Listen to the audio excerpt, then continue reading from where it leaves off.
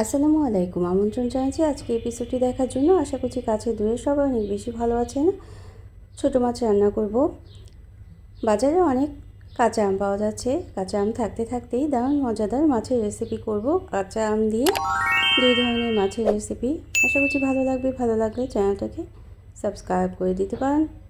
তো এখানে ফাইসা মাছ নিয়ে নিলাম এবং ছোট ট্যাংরা মাছ নিয়ে নিয়েছি।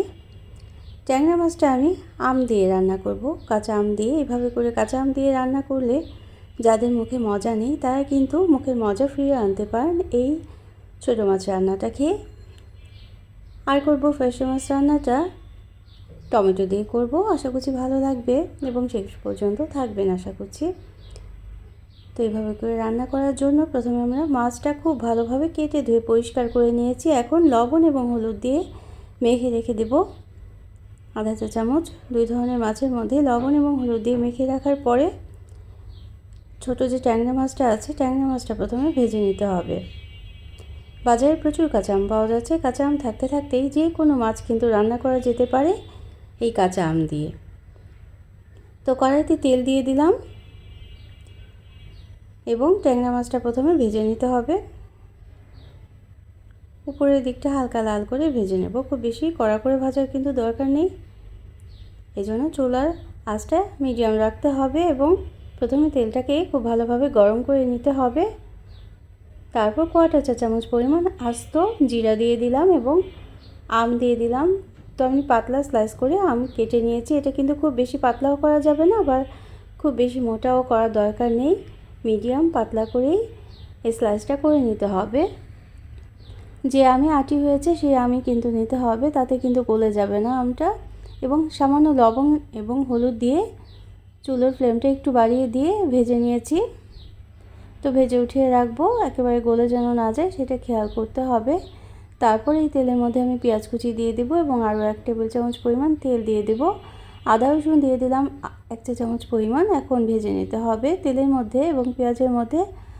আদা রসুনটা ভেজে নেওয়ার পর সব ধরনের মশলাই অল্প অল্প করে দিয়ে দিতে হবে। অল্প পানি দিয়ে মশলাটা কষিয়ে নেব।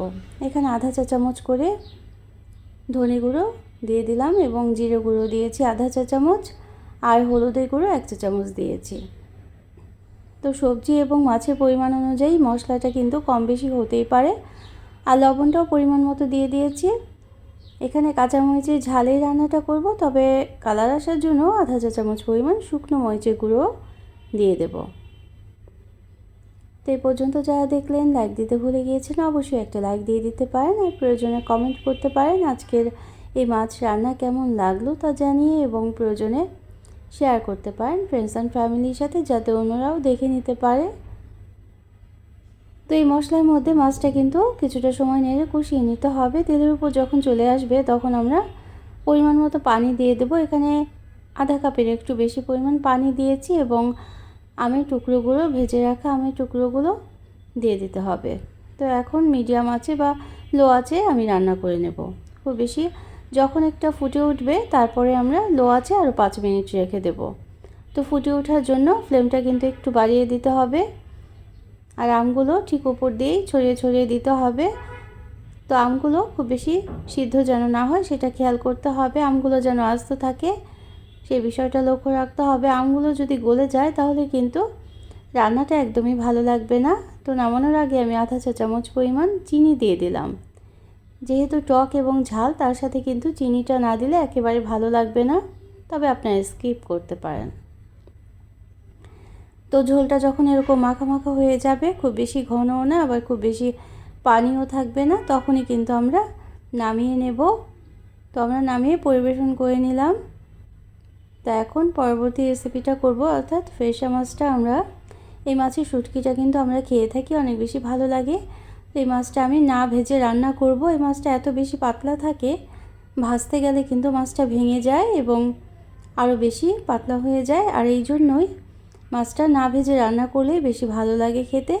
তো পেঁয়াজ কুচি দেওয়ার পরে আমি এখানে টমেটো ফালি করে রেখেছি, সেই টমেটো ফালিটাও ভেজে নেব পেঁয়াজের মধ্যে। তারপর মশলা দিয়ে দিলাম। এখানে আধা চা চামচ করে ধনে গুঁড়ো, জিরে গুঁড়ো এবং শুকনো মরিচের গুঁড়ো, আর হলুদের গুঁড়ো 1 চা চামচের একটু কম দিয়েছি। শুকনো মরিচের গুঁড়োটাও দিয়ে দিলাম। তো এখন নেড়ে নিতে হবে। নেড়ে একটু মশলাটা ভাজা ভাজা করে নিতে হবে এবং পানি দিয়ে পরিমাণ মতো পানি দিয়ে মশলাটা কষিয়ে নিতে হবে। তো এই রান্নাতে আমি আদা রসুন ব্যবহার করিনি। ছোটো মাছ রান্নায় আদা রসুনটা কিন্তু ব্যবহার না করলেই খেতে বেশি ভালো হয়।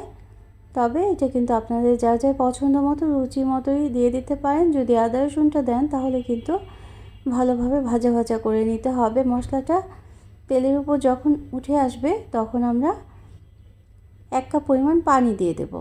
অর্থাৎ মশলাটা কিন্তু খুব ভালোভাবে কষিয়ে নিতে হবে প্রথমে, তারপর পানি দিতে হবে। বেশি পানিটা বা ঝোলের পানিটা প্রথমেই দেওয়া যাবে না। আমাদের ওই মশলা এবং টমেটোটা আর পেঁয়াজটা একেবারে তেলের উপর যখন উঠে আসছে তখনই আমরা 1 কাপ পরিমাণ পানি দিয়ে দেব বা ঝোলের পানি দিয়ে দেব। তো যারা প্রথম ভিজিট করছে তারা চাইলে চ্যানেলটিকে সাবস্ক্রাইব করে বেল বাটনটা একটা প্রেস করে রাখতে পারেন, তাহলে নোটিফিকেশন পেয়ে পরবর্তী রেসিপিগুলো দেখে নিতে পারবেন। তো এখন আমরা যে লবণ এবং হলুদ দিয়ে মাছগুলো মেখে রেখেছিলাম সেই মাছগুলো উপর দিয়ে ছড়িয়ে দিয়ে দেব এবং প্রায় 10 মিনিটের মতো রান্না করে নেব একেবারে মিডিয়াম আঁচে। প্রথমে ফুটে ওঠার জন্য আঁচটা বাড়িয়ে দিয়েছিলাম, আর যখন ফুটে ওঠে তখন কিন্তু একেবারে মিডিয়াম আঁচে আমি আরও রান্না করে নিয়েছিলাম 10 মিনিট। কয়েক টুকরো কাঁচামরিচ দিয়ে দিলাম। কাঁচামরিচের ঘ্রাণটা কিন্তু খেতে অনেক বেশি ভালো লাগে। ছোটো মাছ রান্নায়, যে কোনো ছোটো মাছ রান্নায় কাঁচামরিচ দিলে অনেক বেশি ভালো লাগে। তো আমাদের রান্না 10 মিনিট পর শেষ হয়ে গিয়েছে এবং নামিয়ে নিলাম। অনেক কম সময়ে সহজেই কিন্তু রান্না করা যেতে পারে। এই মাছ রান্নাটা কেমন লাগলো অবশ্যই কিন্তু কমেন্ট করতে একেবারেই ভুলবেন না। অন্য কোনো দিনে অন্য কোনো রেসিপি নিয়ে আসবো ইনশাআল্লাহ। সেই পর্যন্ত সবাই অনেক বেশি ভালো থাকবেন। Thanks for watching. আল্লাহ হাফিজ। আসসালামু আলাইকুম।